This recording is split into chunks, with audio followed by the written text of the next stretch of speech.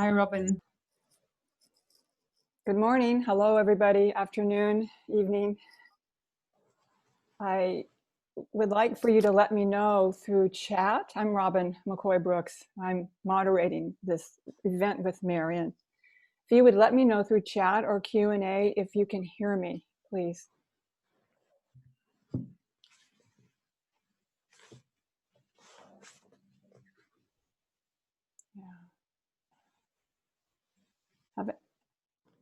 If someone would let me know through chat that you can hear me.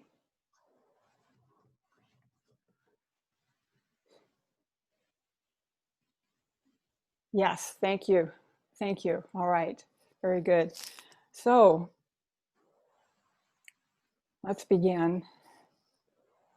So on behalf of the IAJS Board of Directors, I'm very pleased to introduce to you one more time our third and final seminar for this series anyway, with Marian Dunlea today, and with gratitude. And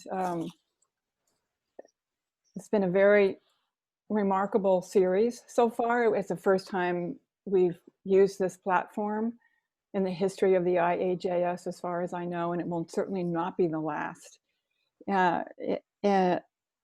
Because of both of Marian's and my experience, and hopefully yours too, and the feedback we've been getting behind the scenes.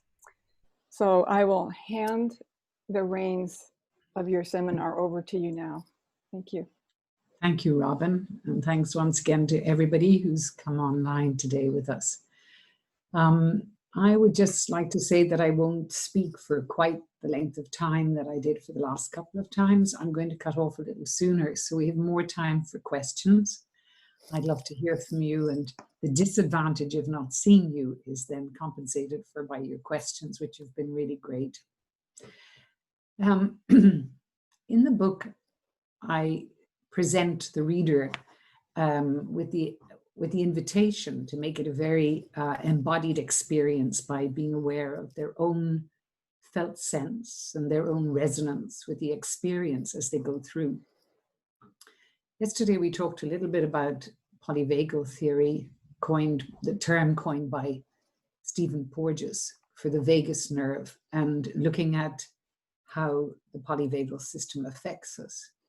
And we know that the social engagement system we talked about, which is the newest system in that vagal nerve, uses the architecture of the ventral system. So it can calm the heart and it can calm the lungs and bring down our blood pressure.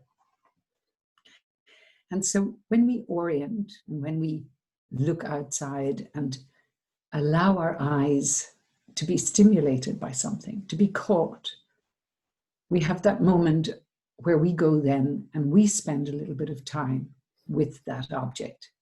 So I invite you, just as I do myself before I have a session, to take the time today just to drop in again to your own inner and outer attunement. In the beginning, we allow ourselves to go for a walk with the eyes. Let the eyes take us for the walk in the space we're in. Just looking around and seeing what is going to grab your attention today. Where did you hesitate or pause? Where did you notice your neck sort of maybe didn't go quite as fast as your eyes? Just go back. It may be something there, or there may not be. You may choose to look out the window and let something outside call your attention.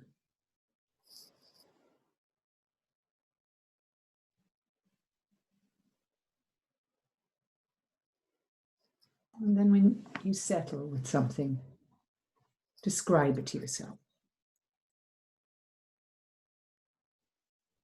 Start with a very simple physical experience of what it is you see. Straight or crooked, the height, the depth, the number of. And there may be something about the stillness or the movement. There may be something about texture. Whatever it is, you just describe it to yourself, finding the language, the words to put on it.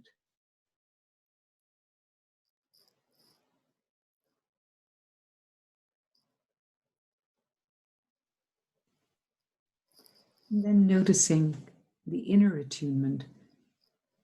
How are you with this? How has it affected you?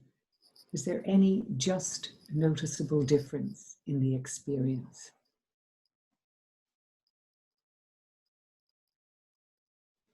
You may notice that there's a little bit of ease has come into your body somewhere. You may uncross your legs, or you may have crossed your legs. You may drop your shoulders a little bit. You may notice your breath has shifted. So it's that inner attunement to the felt sense, we call it. And it gives us great information, and it brings us into the here and now. Because when I'm in my felt sense, I'm not in the past and I'm not in the future. I'm just with what is now. And what is now is what has called us.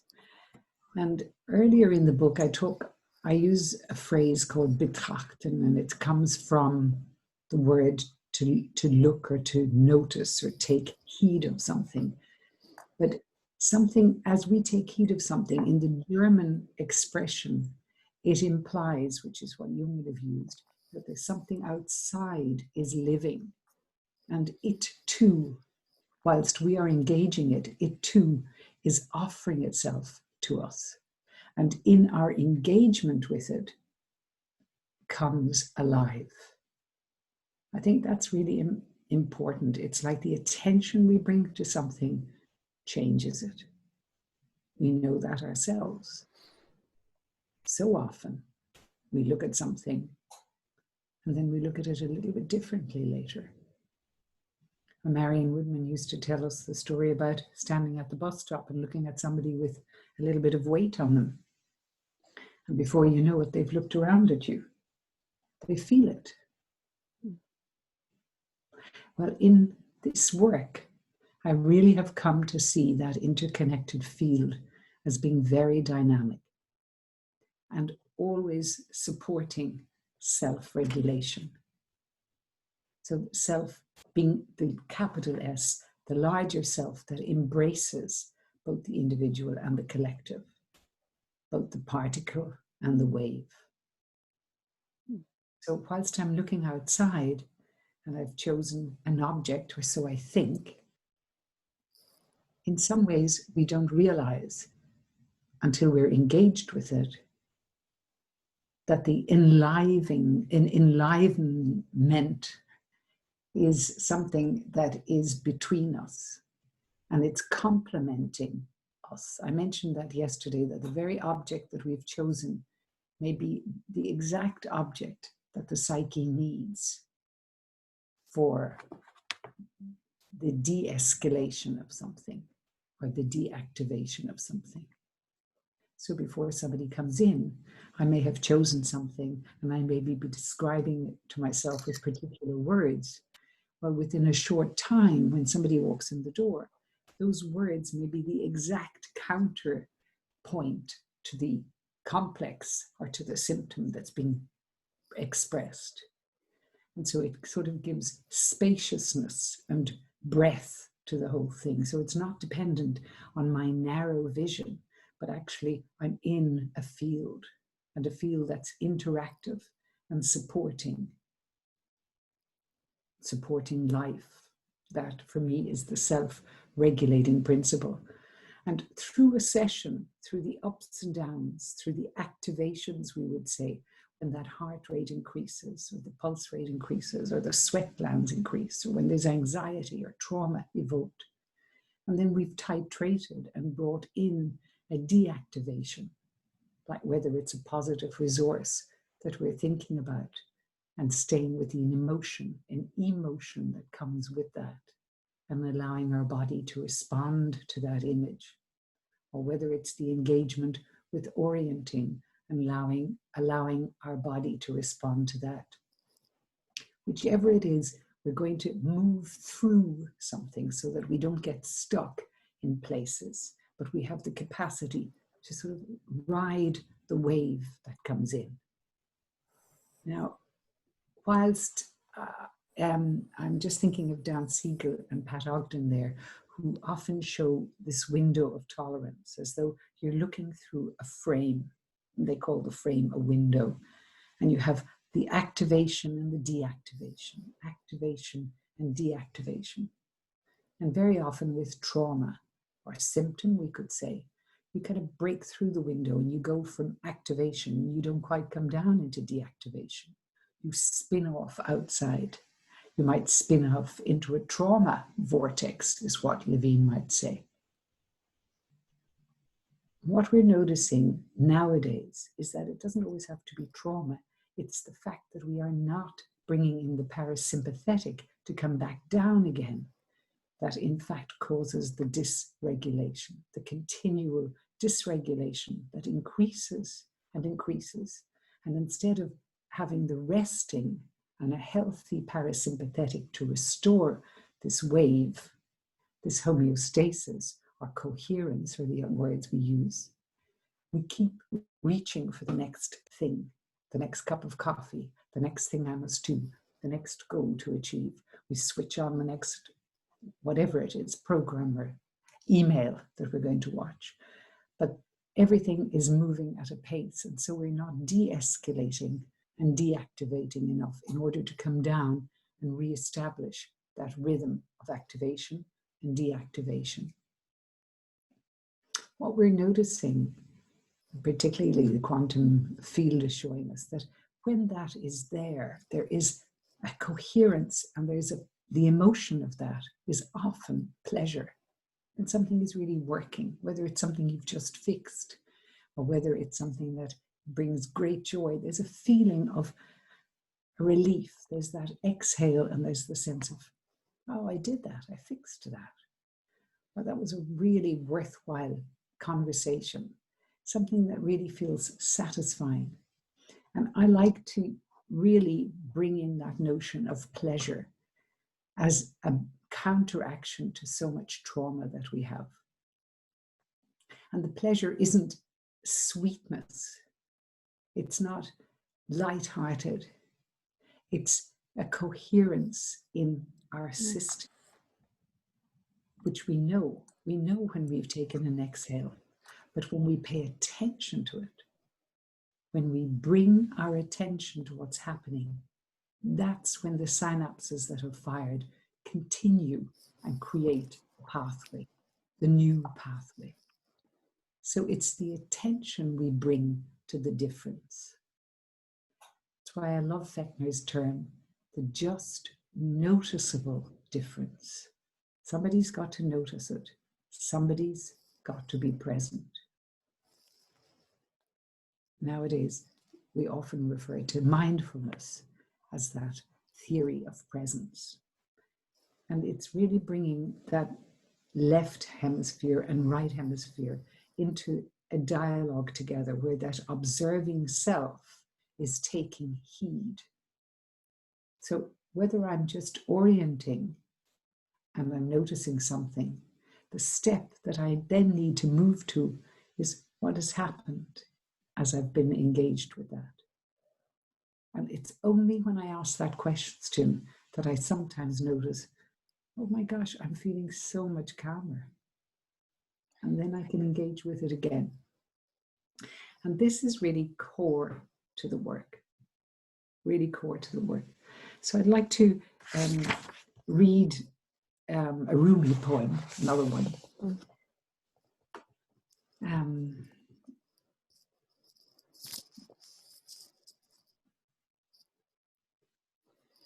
Expecting the worst, you look, and instead, here's the joyful face you've been wanting to see. Your hand opens and closes, opens and closes.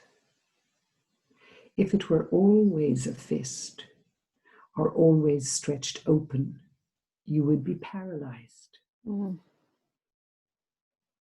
Your deepest presence is in every small contracting and expanding.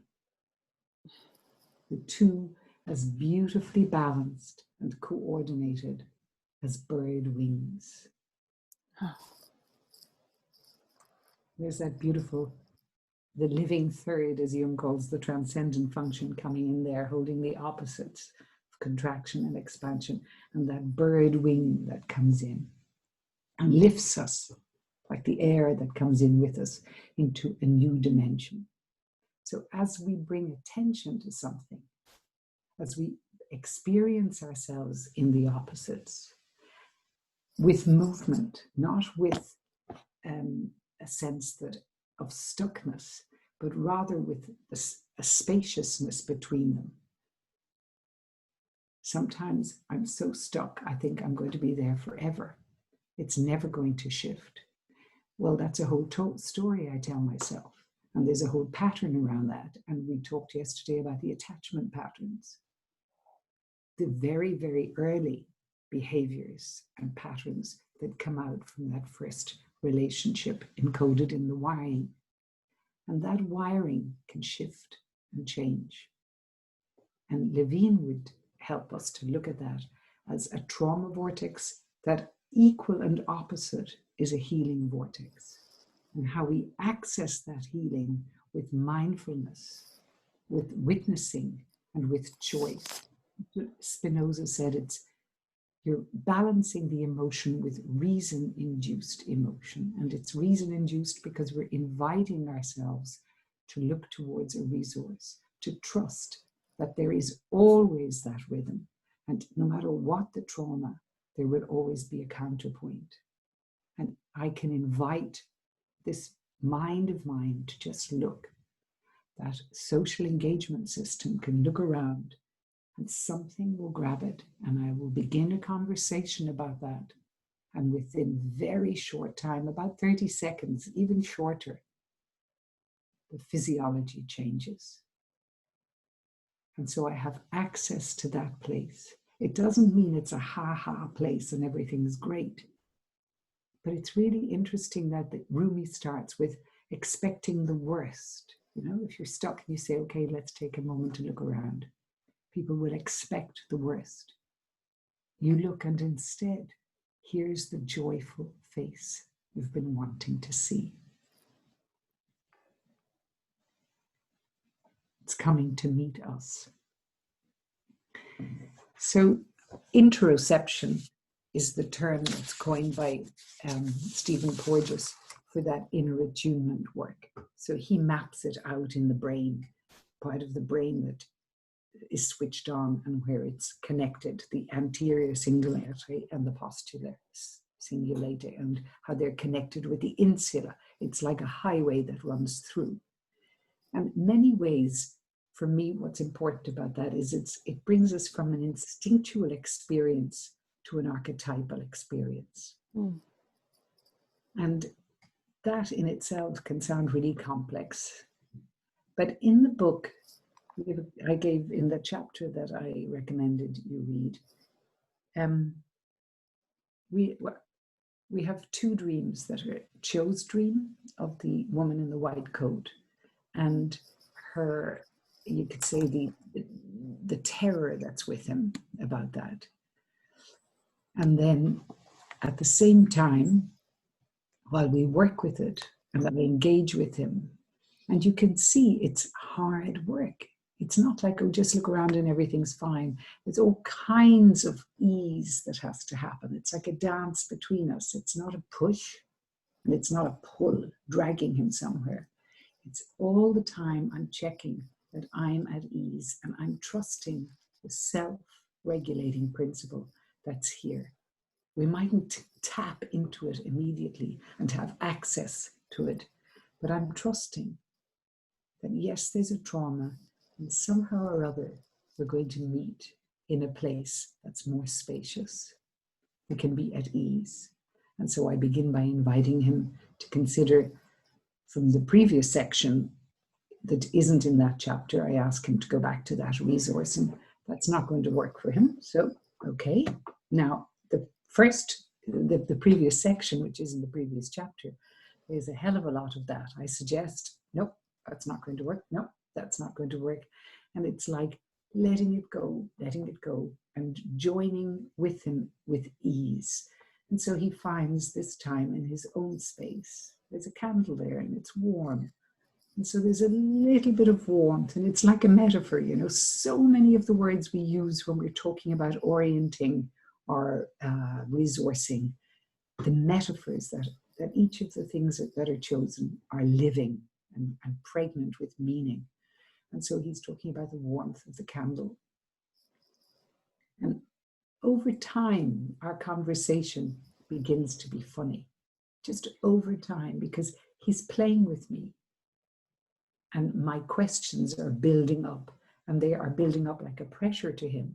But at the same time, he's able for them now. He's not in freeze. And that's a big shift from the dream where he's completely terrorized by being asked by this lady in a white coat to breathe, and he can't breathe. He's frozen, but he's in absolute terror. So my questions are coming, and we're able to topple the whole terror thing with this notion that it's the lady in a white coat could easily be me right in that moment. I'm becoming like the lady in the white coat with all my questions.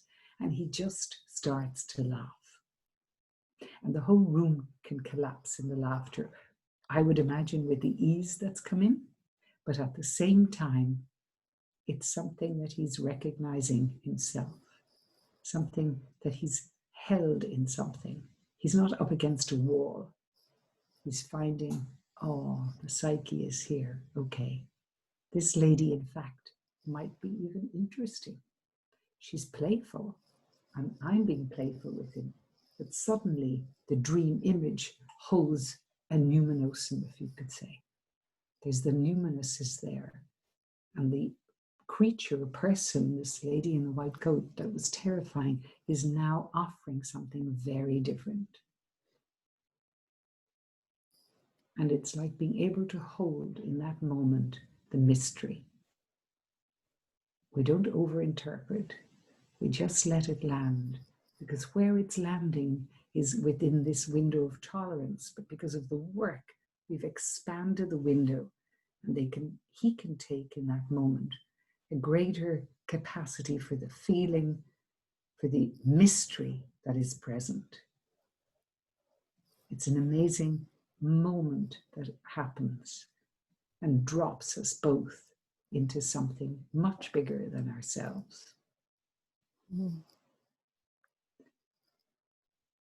Likewise, in that, the other person in that chapter is Sam. And here we're talking about,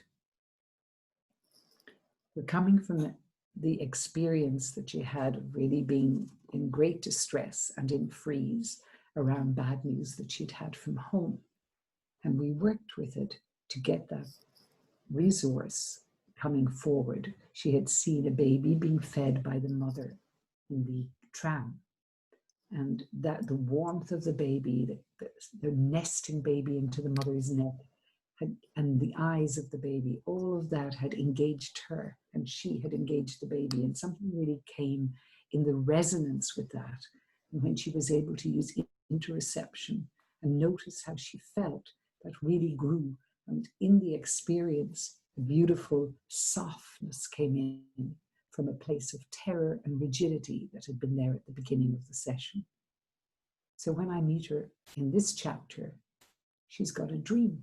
She's excited about the dream. And in the dream, there's the dog, big woolly dog in the back garden. And he's lying there, and he's looking towards the house. But up on the edge, there are big cats, really big cats. We're talking about the cats of Africa, really the exotic. We could say the archetypal cat in that way. And she's very frightened of this. Who are these marauders? What's going to happen? Why isn't this dog on alert?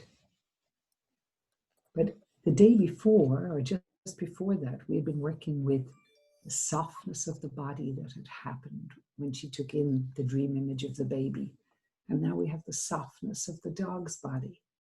And it was just absolutely beautifully embodied and held and instinctual and feeling for her. And so she began to engage with the idea of the cat. And she could feel it and she wanted to play with it. Now, in the dream, she's moving. Most often when I'm doing body dreaming sessions, people aren't actually getting up and moving. Most often I'm on Zoom and people were just talking, because it's the felt sense that we're looking for. What is the felt sense of cat? And this person wanted to move cat. And so she began to move cat. And very quickly we could see, she was able to say, something's not happening in my hips. And I was noticing, what's happening there? And she said, it's like I'm trying to push. It doesn't want to be pushed. Now, this is really key, because always, even with Cho, you back from pushing. If you push, you're in the voluntary movements. Here we want to go into the autonomic. We want the impulse itself to lead. It's like that instinctual self is guiding the process. And so I said, where's that impulse for movement? Like, slow it right down. Come right back to the original movement or impulse you had. Where did you feel wildcat first? And then she really dropped into behind the shoulders and could feel it slowly moving through the shoulders. And then the energy began to grow in her, and she began to occupy the place of wild cat. She had moved from somewhere in the domestic realm of the dog into something much bigger, much more spacious, that would take her into a whole new territory to be explored. And again, in that moment, I don't come in with too many interpretations.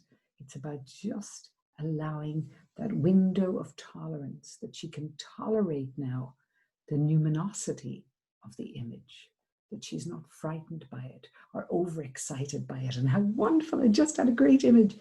No, she's feeling it in her body. And every cell in the body begins to respond.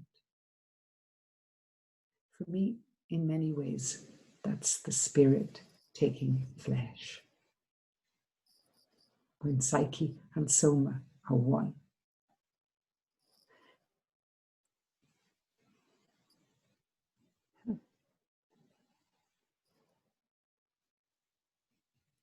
So I think maybe, Robin, it might be a good place for us to leave it now, and we listen to.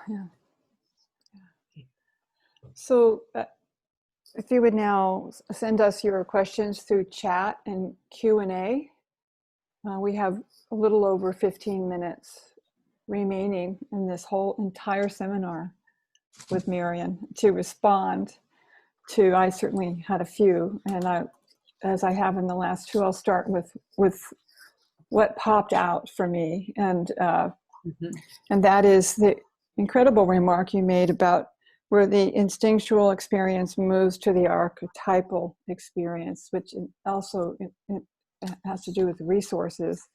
And then you sort of answered the question with the two dreams, and in your way, and then then instinct became impulse. So you're kind of building what instinct means versus archetypal. And I know in our organization where we have clinicians and academics cohabitating together, and what an amazing experience that is, and you're both. They're like, what is archetypal is the eternal, unanswerable, kind of almost unintelligible question. And what is an instinct? With Jung, there are many unending, bottomless debates. In a certain sense, you may not even want to go there. But so what I'm going to ask you is, could you build a little bit more? Although I instinctually understand what you're saying as an analyst, and the academic mind asks you, could you say a little bit more about the instinct and the archetypal experience? And we have two comments. So, okay. Yeah. So what I would, what comes to mind, like associative thinking, is Marian. When we were studying Body Soul Rhythms, and we were the first training group, Marian wanted us to read the Zarathustra Seminars and Volume 8. And Right. volume is all about this instinct, archetype, and the spectrum. And Gotcha. she never let us forget that each archetype has its polar opposite. And so it has its, I don't know whether it's fair to say, no, it's not, because something can originate in dream, but it has to come into body. And what comes into body you find its energetic or spirit side. So they are completely feeding. In a way, it's like that beautiful wave we talked about in the Rumi poem. It's like birds' wings. Right. It has its functionality and it has its metaphor. Mm-hmm. And there's something about the complementarity of both. Right. Thank you. Yeah. Yeah. Right. So now I'll go to the first question from Richard. Thank you again, Marian. So much of what you are sharing on how you work with patients reminds me of Susan Harper's continuum work. Do you know this work? Is Bodydreaming influenced by continuum? Can you say any more about the interface? Thank you. Oh, that's lovely. It's lovely, Richard, because it brings me in touch with a colleague of mine, Candice Lubert, who I shared the work with for many years. We worked together doing workshops in Canada and in Ireland, and our work co-joined and came out of Body Soul Rhythms of Marian and Marian Ann. But Candice was a colleague of my brain has just suddenly gone continuum people, let's just say. So I learned a lot about continuum through working with Candice. And then I've done some work with Cheriona Sills in England as well. And some other colleagues I know. So continuum is really, really, really important. I love it. I love the pace of it. And it is really about slowing down, and slowing down to feel that instinctual, if you like, primal movement or sound or gesture coming through. Yeah, lovely work. Thank you. So there is a similarity. Right. We have more questions, please. We have one more lovely comment from Catherine O'Leary. I loved, capital, all caps, reading your book, Marian, but it is a joy, all caps, to hear you speak. Thank you for a fantastic webinar. Oh, thank you so much, Catherine. I'm very touched. That's lovely. Mm-hmm. Really delighted to have this moment and this opportunity to share the work in this Jungian context. It's very important for me. And I'm delighted, Robin, that you invited me. Thank you so much. Mm-hmm. Yeah. You're welcome. We have about 10 more minutes.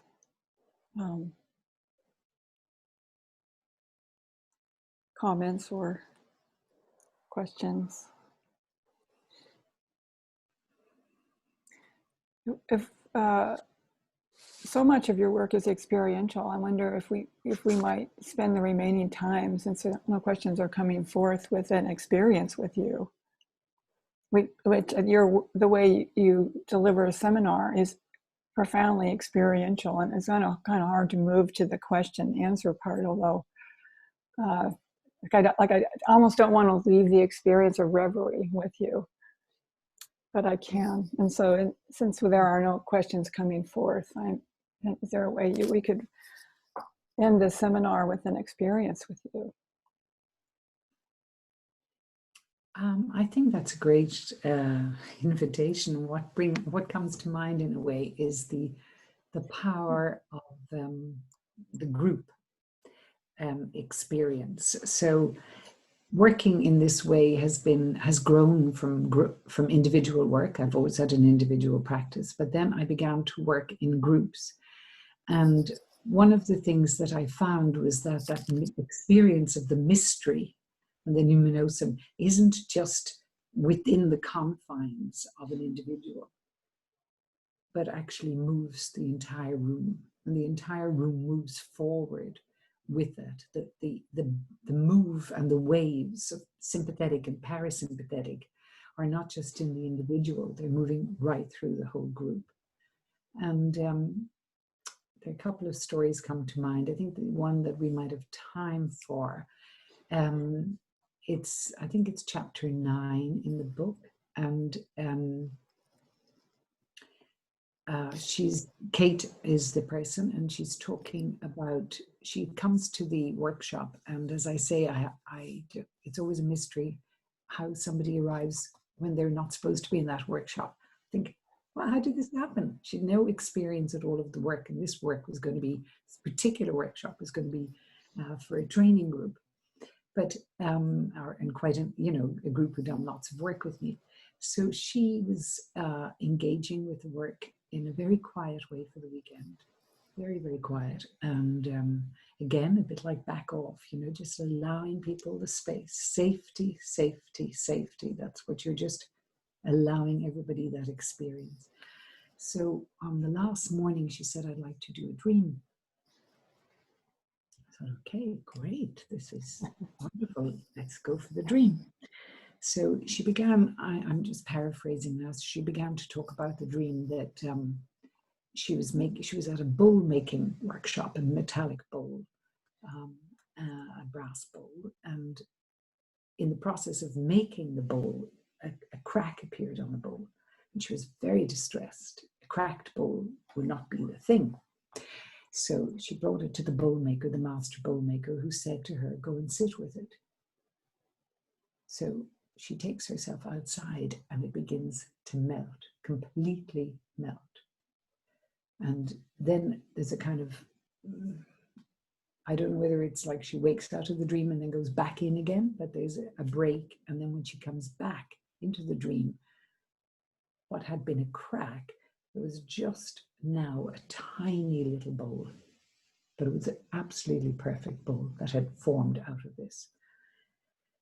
So she was quite distressed. She wasn't at all consolated by the fact that the dream had produced a bowl that was, okay at the end. What she was really concerned by was that there was a crack in the bowl, and what would this mean?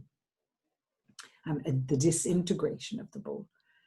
And so we spent some time orienting. I didn't know this person at all, so I said, let's look outside and see what comes. So the bushes. So we spent a bit of time. Tell me about the bushes. Well, they're moving, and she described the movement, and that was very engaging.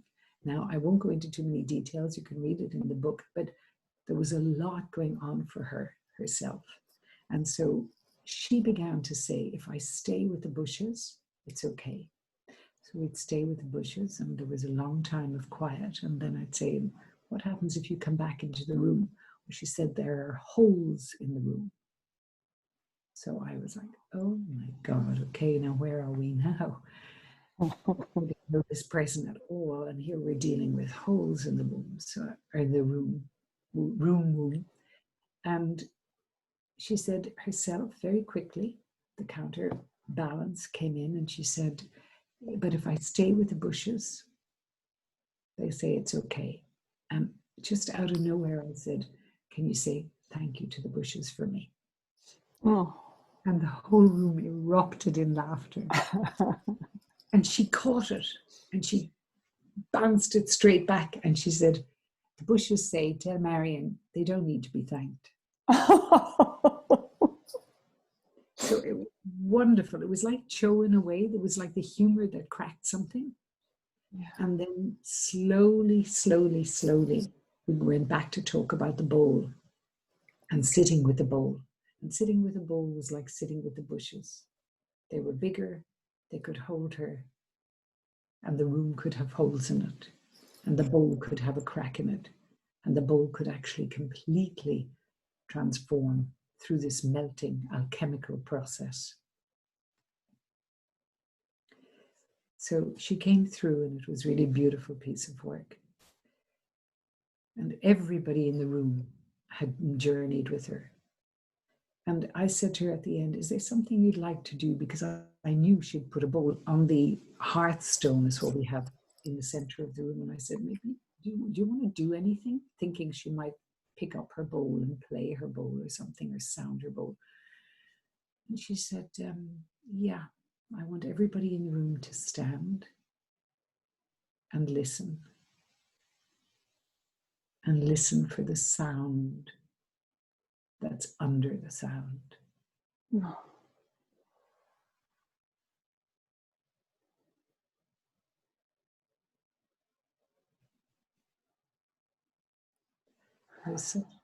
The collective held her and held everybody, but also was so active. That was the collective sound beneath the sound. Really,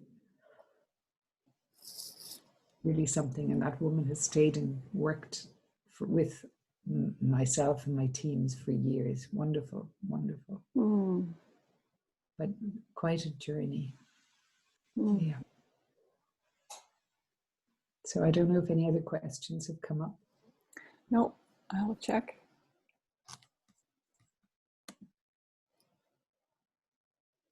Nope.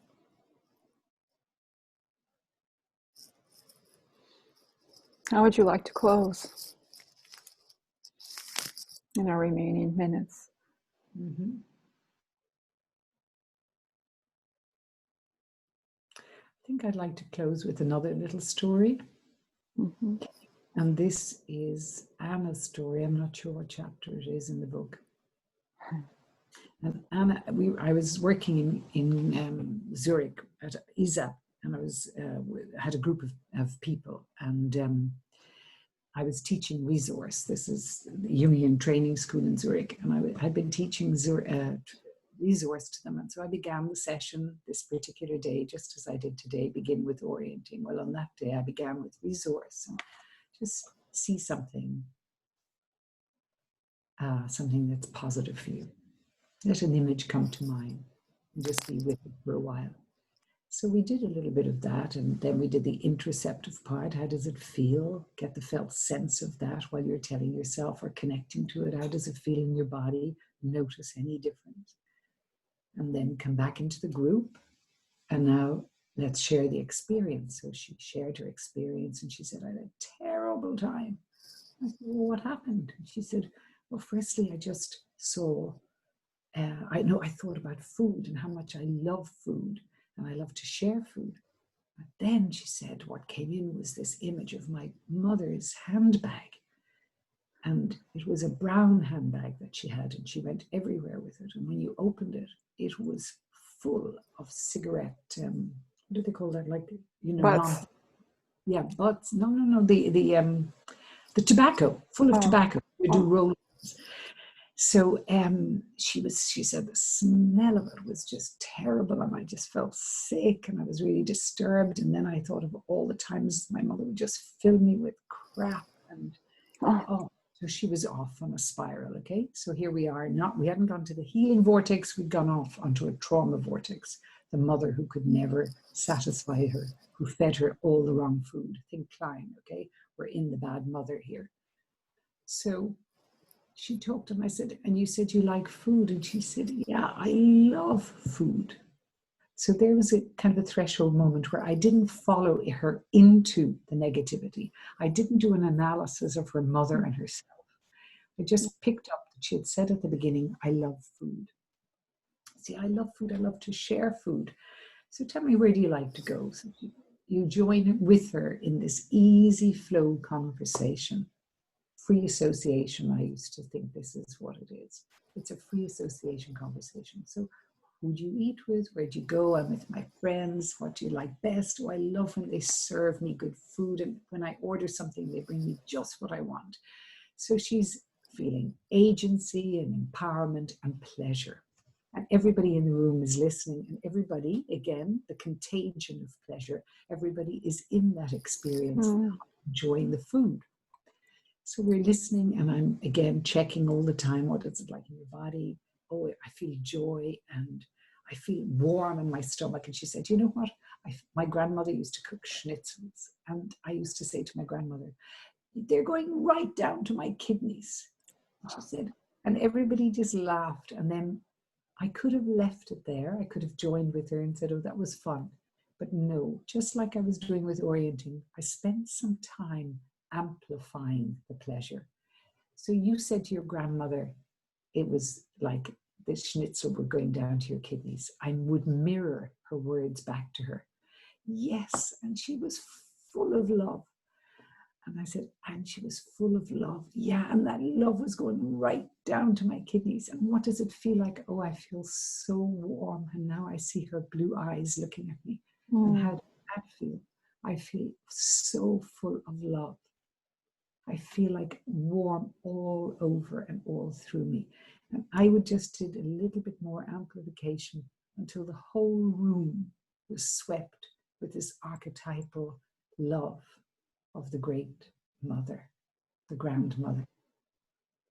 And it was like a complete counterpoint to her first presentation of the bad mother who gives me no food. It's always wrong. And it smells. And it's so there's the pumpkin, and here we have the attraction. She's dropped right into receiving the other end of the archetype. Yeah.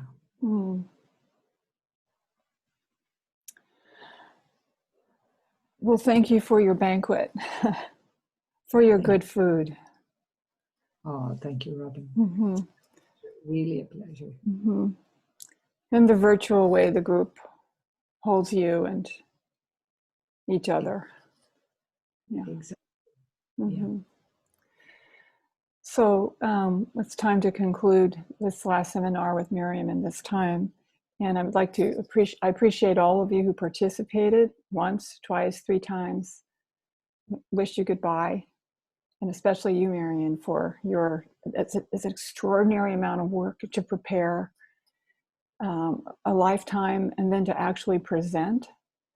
The struggle to actually get to the screen. I really appreciate the sacrifices you've made to share your time with us over the weekend and today, through today, including completely readjusting your schedule in the trickster moment, the trickster technology moment, as Ursula put it.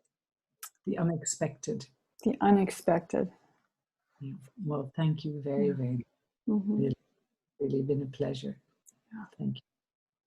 And we will post the other 2. Maybe the second one has already been posted by Michael. I'm not sure. I haven't looked today yet. But all 3 of these seminars will be posted soon. The first one is already up. Yeah. So with that, I will say goodbye and thank you again. Yeah.